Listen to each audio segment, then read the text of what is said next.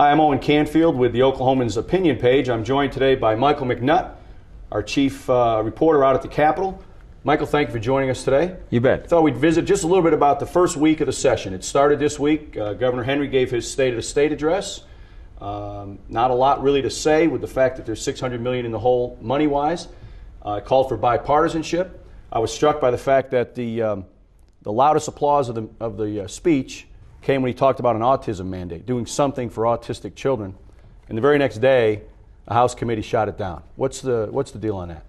Well, you know, the autism, if you remember last session, that was a big emotional issue. Sure. Parents came to the Capitol.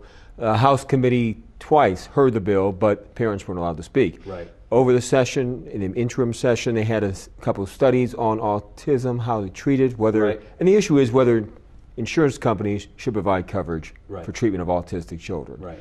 Right now, they're not required to in the state of Oklahoma. And the result of the study was basically that there's not enough services, aren't enough services Right. in That's what Chris Oklahoma. Steele said. That Right. even if they made the mandate, that these parents would not have they wouldn't have enough folks to treat their kids as they would hope anyway. Is that right? Absolutely. Yeah, they had a pilot program, DHS administered for 3 years, gave each family with autistic children, 30 families, 15 in Oklahoma City, 15 in Tulsa, Right. $12,360. Some of that money went unspent. They couldn't find, according to the study, they could not find enough specialists, Right. you know, speech therapists, occupational therapists, behavioral therapists, to treat their children. So it came up in committee this week and got shot down Got immediately. shut down. And they did pass a Chris Steele's bill Right. that will try to get some advanced behavioral therapists to come to Oklahoma and set up a licensing program for them.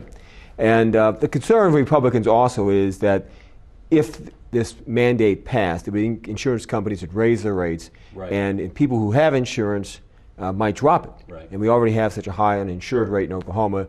That was one of the concerns. Parents, meanwhile, with autistic children are saying, look, you know, we're paying insurance premiums. Our children aren't covered, not just for behavioral problems, but if they get sick, they're not covered. Well, it's quite a hot potato Quite for an sure. emotional deal. And what happened in the House Republican leadership heard both bills. They passed Chris Steele's bill, the bill that we require insurance companies to provide coverage of treatment for autism, was defeated. Right. Then the House committee passed what's called a motion to pass was made. It was defeated. Then a motion to do not pass was offered, and it carried. Right. By that do not pass motion passing, according to the House rules, that topic cannot come up for the remainder of this 52nd legislative session, Right. which is, like you mentioned, we're on the first week. We Right. have 2 years Right. for this session. So even a Senate bill comes over by the House rules, they can't take it up. Now, everything can Sure. happen. You know, it doesn't the mean it's chairman- gone away. It'll Right. be back in some form or fashion. And as the governor said this week, he'd like folks to keep talking on both sides. Right, and parents are coming back. They'll be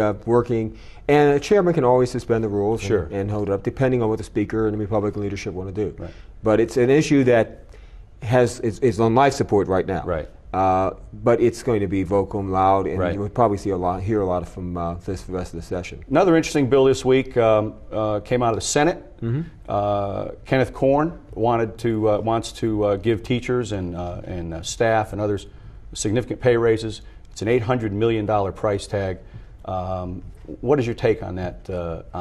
Now, the senator is running for lieutenant governor. Right. Some would say, well, it's a way to say, look, I'm on your side, even though we're $600 million in the hole. It really probably isn't going anywhere, but I can say that I've fought the good fight on your behalf. Is that accurate? That's a good assessment. And of course, it was pay raises that were guaranteed the next 3 years Right. for teachers. Right. And as you mentioned, there's hardly enough money to fund programs. The governor's budget calls for anywhere cuts from 5 to 10%, 20% in some state agencies, plus a 10% travel cut.